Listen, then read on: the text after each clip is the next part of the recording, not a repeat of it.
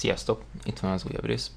Ebben a részben elfoglalunk egy várost, nem tudom pontosan mi a neve, de ott van Kárpátaljan, megint látjátok, majd a videóban úgyis látjuk a címét. De most nem tudtam elolvasni. Közben, mióta legutóbb csináltam ezt a videót, az legutóbb videót csináltam, azóta így utána néztem ennek a módszernek, amit meséltem, hogy oda csapunk az ellenfélnek a sereggel, aztán amikor elfogy a nyíl, akkor visszavonulunk, aztán újra. Most ezzel az a baj, hogy a játék ezt nem engedi meg, tehát egyszer vissza lehet vonulni, aztán a másik csatában már nem. Ott már biztos döntésre kell jutnia, tehát döntésre kell jutnia a két seregnek. Úgyhogy ez nem egy járat úgy sajnos. Nem tudom, ez hogyan fogja befolyásolni a későbbieket. Nyilván amíg könnyű gyalogosság, illetve könnyű lovasság ellen harcolok, addig ezek a lovasi jelszók hatékonyak.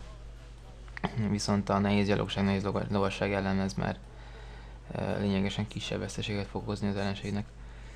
Úgyhogy nem tudom, hogy egy későbbi kód nélküli játékban ez hogyan oldható meg. Sajnos úgy tűnik, hogy mindenképpen kell majd a könnyű lovaskon kívül is alkalmaznom egységeket. Viszont lassabbá is teszi a seregeket, és ez szomorú. Na se baj, majd taktikázunk, és akkor meglátjuk, hogy mire jutunk. Ja. Továbbra is próbálok így a diplomatával jó kapcsolatot kialakítani a többi nemzettel, így ajándékot adok nekik. Aztán a kereskedőket küldöm keletebbre, hogy ne kapják már őket a velencei meg a genovai kereskedők, mert nem túl jó, hogy folyton újra kell őket csinálni, aztán semmi pénzt nem hoznak a házhoz. Ó, azt hiszem itt háborúba kerültünk Bizánccal, itt látható, hogy említettem, hogy háborúzni fogunk, és hogy talán az előző nem, szerintem nem háborúztunk velük, de szerintem most van hadüzenet. Nem, vagy igen, mindjárt látjuk. Azt hiszem, hogy ez az lesz, igen. Szóval igen, háborúba állunk Bizánccal, lesznek majd egy jó kis csaták, végre nem csak lázadók ellen játszunk. Hát nyilván tekintve, hogy kóddal játszom, így esélye sincs rá, nem, mert hogy gyakorlatilag annyi emberem lesz, amit akarok, neki pedig egy idő után csak elfogy a pénze. Csak hát ugye itt most az jellemző, egyetem előjön ez a probléma, amit mondtam az előbb, hogy neki vannak nehéz gyalogosai, ugye a Bizánc szereti ilyeneket alkalmazni, és azok ellen majd nem mindig ér túl sokat a könnyű lovasom, illetve a lovasiászom, ami nem túl nagy átütő erővel rendelkezik, így a lőfegyverét illetően.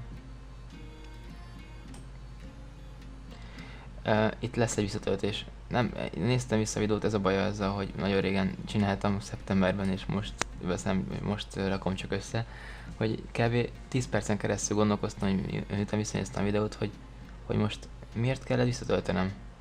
És aztán így rájöttem, hogy azért, mert véletlenül rossz gombra nyomtam, és elhagyta az ostromot a sereg, és így megint várnom kellett volna egy kört. Tehát én a támadásra akartam nyomni, és helyette véletlenül nem néztem meg, hogy nem tudom, pedig nyilván tudtam, hogy melyik az a helyes gomb, és mégis a rosszra nyomtam rá, úgyhogy szerencsére az autószév ez lehetővé tette, hogy ne kelljen több kört újra játszanom.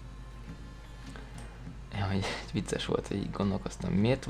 Tehát semmi nem változott, semmi fontos dolgot nem csináltam abban a körben, nem tudtam elképzelni meg egyáltalán, hogy kóddal játszok, így mi lehet az, ami azt indokolná, hogy én itt visszatöltsek. Tehát az már aztán tényleg nagyon nevetséges lenne, hogy amellett, hogy végtelen pénzem van, amellett még vissza is töltögetek. Ugyan már. Na, és itt lesz az ostrom.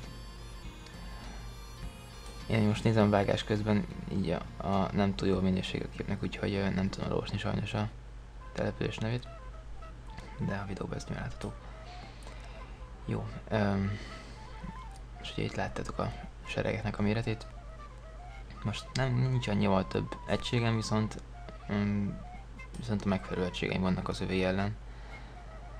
Ó, egyébként nem számít, lehet, hogy már mondtam korábban, de mert hogy szóval nem számít olyan szemben, hogy kicseréltem a hangot a játék alatt, de sokáig nem értettem, hogy mi okozza azt, hogy néha így elmegy a hang, az összes hangja a játéknak. Ugye az előbb láttátok, hogy bevillant ez ez a bevillant valami szöveg, nem is tudom melyik gomba lehet előhívni, ilyen gyors billentyű kombinációk vannak rajta. És az hozza nekem elő, hogy laptopra játszom, és a touchpadnak a kikapcsoló gombját, hogyha megnyomom, mert amikor bekapcsolom a gépet, akkor alapból aktív, és hogyha játék közben veszem észre, hogy hoppá, ez még nincs kikapcsolva, akkor gyorsan kikapcsolom. Tehát, ha megnyomom ezt a gombot, akkor előhozza ezt a menüt, vagy nem is tudom, minek nevezzem, és elhalul az egész játék. És eddig többször azt csináltam, hogy kiléptem és újra beléptem a játékba. Ugye konkrétan az egész mediávát bezártam. És ez megoldotta a problémát, aztán utána rájöttem, hogy ez itt csak annyira volt szó, hogy a beállításoknál bepipelte az, hogy némítás, vagy hát, tehát levette a hangját a játéknak. Na, szóval a csatáról annyit, hogy vicces, hogy itt fogócskáltunk, macska egérjáték, tehát láttátok többször, hogy elkezdtem kergetni, aztán végül mégsem romoztam meg az embereit, mert jött vissza mégiscsak a többi emberével, és nem akartam így több egységemért kockáztatni.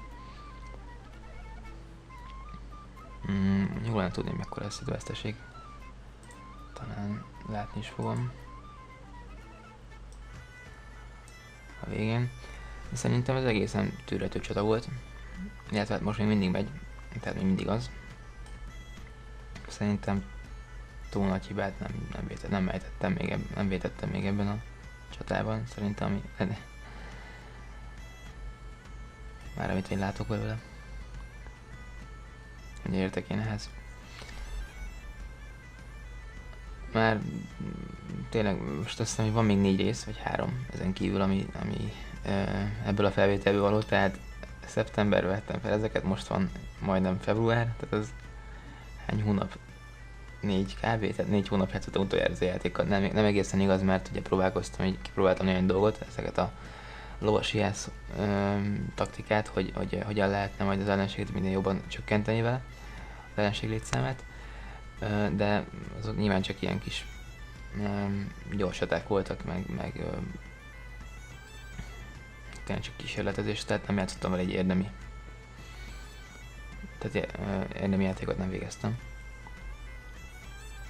Bár az biztos hasznos volt, hogy ezekre így rájöttem, hogy nem egészen úgy, hogy elképzeltem. Na hát itt majd betörök, aztán majd lesz egy kis öldöklés.